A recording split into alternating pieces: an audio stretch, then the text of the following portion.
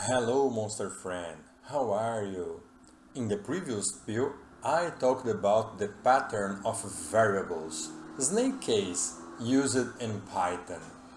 Continuing the extensive topic of variables in Python, today I want to talk about integer variables or int type variables. Example 17. Ms. Gonzalez has taken inventory of items in her beauty salon and wants to know how many there are in total. How could she do this?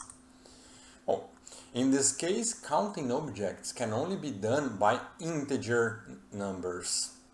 Look, hair brushes equal to 10, shampoo pots equal to 35, and so on. I assign values to the variables and I create a variable called total. Adding them all together with this giant formula here, I run the cell, it turned green, so everything is okay. In the next cell, I call the variable and Python prints the output here.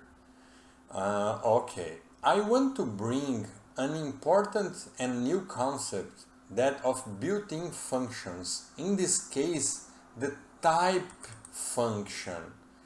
It already comes with Python and is always available to be used.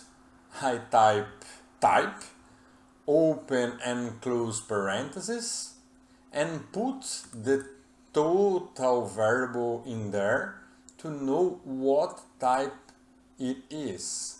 I run the cell and I get the answer. The variable is of type int or integer.